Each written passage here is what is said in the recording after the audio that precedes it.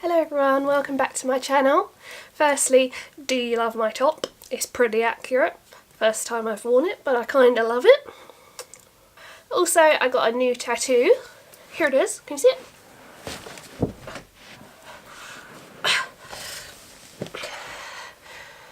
Let's try again. Can you see it? So today I thought I would do a get to know me tag, I suppose. It's not really going to be a tag because I looked the questions up myself online because nobody would want to send me any questions to get to know me. So I'm just going to get on with it and probably bore you all. So I've written down some questions on my phone. First question is, if you had to change your name, what would you change it to? And I think I've always loved the name Lavender, so I would probably change it to Lavender. Not that I don't like normal names, but I always feel like I don't really suit a normal name, so I'd probably go for Lavender. And if I was going to choose a last name, I wanted Fawn. When we got married, me and my husband were going to pick Fawn as a last name. We were going to change it by deed poll, so I'd be Lavender Fawn. Next question is, what would your parents have named you if you were the opposite gender? And again, obviously my name is Oriana now. I like unusual names, and so do my parents. They were going to call me Xavier if I was a boy. What was your favourite TV show as a child? So I was born in 1992, for anyone that didn't know that. My favourite show, it depends what we're talking about as a child. I mean, my favourite show that I used to love was The Sleepover Club. I don't know how many of you used to watch that, but they did it as an Australian version and it had a couple of the English girls in it. I used to watch that every day when I came home from school. And I also read all of the books. Like I can't even remember how many books there were. There were like hundreds of books and I just read all of them and collected all of them. They were my favourites. Absolute favourites. Still remember the tune in my head.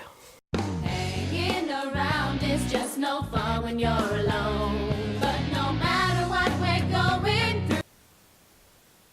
An interesting one is, if you could live forever, would you rather stay one age forever or get older? Now, I do like this question actually because it's a hard one to answer. If I could choose what age I wanted to be, then I'd probably choose that. Like, if I got to maybe 50 or whatever and then I decided that 34 was my best age, then I'd want to stay at that age or something like that. I don't know if I would want to stay this age forever because I'm not at a point in life where I'm completely happy with everything yet. I don't have the money that I want and all the things like that. So I'd probably want to maybe get to a point where I'm really happy in life and then stay there, sort of thing. I don't know. I mean, if you could age forever, I wouldn't mind aging. Yeah, I wouldn't mind aging if you didn't have like old illnesses and things like that. I wouldn't want to become fragile and incapable of doing things, have to have people looking after me and that kind of thing. That's just, I wouldn't want that. I'd want to be able to still be mobile and active, but just age. Do you know what I mean?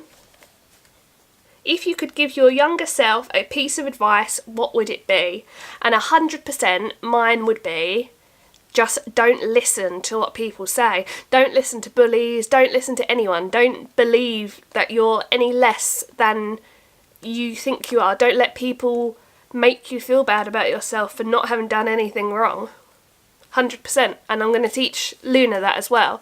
As she grows up, I'm going to teach her not to listen to what people say and trust it.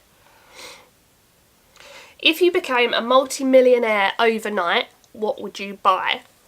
I've always thought about this because, I mean, I'd love to win the lottery, obviously. Wouldn't we all? I would buy us a house. Not a massive house, just like a good-sized house. I think I'd buy us a good-sized house. I'd like that. I'd buy a new car. Again, nothing too fancy.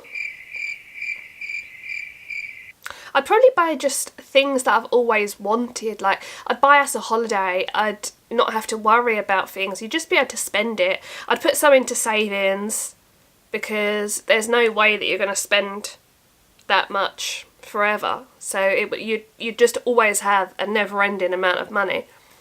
So, and I think I'd probably invest in a business as well. Start a business and see where it goes from there, because then you're just always going to be earning more. How many books have you read this year? I've read 12 and I'm currently on my 13th, about halfway through, if we're talking about from the beginning of January. I do love to read, I must say. I love a good book.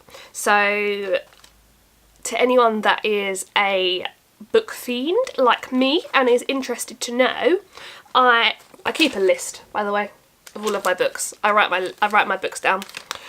So to anyone that's interested, I have read Chocolate Shop by the Sea by Caroline Roberts, Between the Lines and Off the Page by Jodi Picoult, The Tattooist of Auschwitz, highly recommend to everyone. Amazing book. Even if you're not really a reader, read that book, it's great.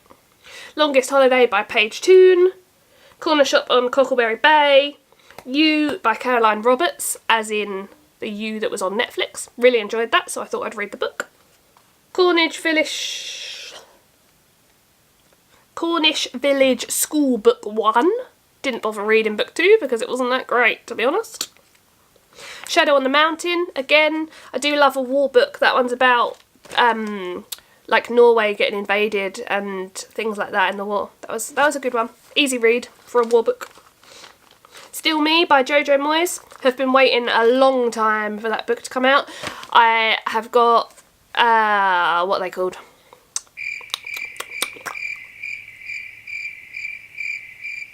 Me Before You and Me After You, is that what they're called? I've had those two for ages and I've got them both in paperback, and I like all of my books to match, so I had to wait for the book to come out in paperback, which was like a year and a half after the actual book came out, so I held off and finally managed to read it. Choice by Edith Eger, again, life-changing book about the war. The Familiars by Stacey Halls, read that in about 2 days, was not my usual kind of book, really enjoyed it. And I'm currently reading Believe Me by J.P. Delaney. What was the first tattoo you got? As always, I think majority of people's first tattoo is something that they would rather not have, but this is my first tattoo on. So it is some cherry blossom on my wrist here. I don't like it, to be honest. It's not done well. The lines are done really badly in it. But it was kind of the thing that started me off in liking tattoos. So for that reason, I don't regret getting it, but I wish I'd gone to someone else.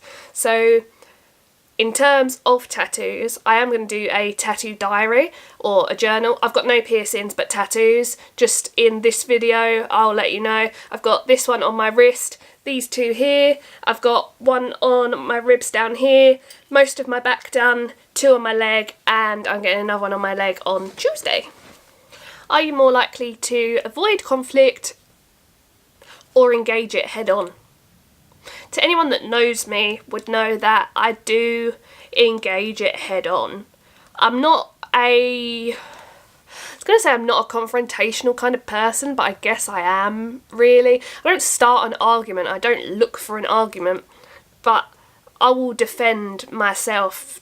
I will stand my ground. I will defend myself endlessly. If someone has something to say, I'll have something to say back. I don't back down from an argument, but I don't start an argument, if you know what I mean. So I would say, yeah, I'm just going to say I go with conflict. What is your favourite quote? Now, I'm going to attempt to say this. It's my favourite quote written down, but it's not a quote that I say, so I'm going to attempt it, probably butcher it. But if you don't know what it means, give it a go listening to what I'm saying and Google it. It is illegitimi non carborundum. And I've always loved that quote just because of what it means. So, have that. Do you know all of the words to the national anthem? God save our gracious Queen, long live our noble Queen. No, I don't. Can you touch your nose with your tongue? No. The final one I'm going to finish up on is, what is your most embarrassing moment? Now, I don't even know if this is my most embarrassing moment. I don't get embarrassed by things, but I feel like this should be my most embarrassing moment, so I'm going to say it. So, when I was about 12 or 13, I think, I had this massive, you know, as you do, the massive rucksacks that are bigger than your back. So I had one of those on, and I was running for the bus to go to school in the morning, and the bag just went completely over my head. I fell over, skidded all along the floor. Loads of people saw it, and there was adults laughing and things like that. But I've scarred my knee. I carried on going to school. I stayed on the bus because I didn't want to make a fuss. So I still got on the bus, even though everyone on the bus had just seen me falling over and skidding. I was pouring with blood from my knee. So yeah, and then we ended up, so yeah, my knee is scarred. I've got a scar on the bottom of my leg as well. I've got a little one on my hip, and I had to spend some time in a wheelchair. So that was fun. So thank you for watching, everyone. Hope you've enjoyed this video. Hope you've got to know me a little bit better, seen what I'm like and things like that. Like I say, I'm going to be doing some tattoo journals. I'm going to be doing some more vlogs because I really enjoy doing them. I'm going to be doing some mum videos as well. So please like and subscribe. Keep me going. Make sure that I'm not just doing this for myself and sitting talking to myself. So like and subscribe down below, and I will see you later. Bye!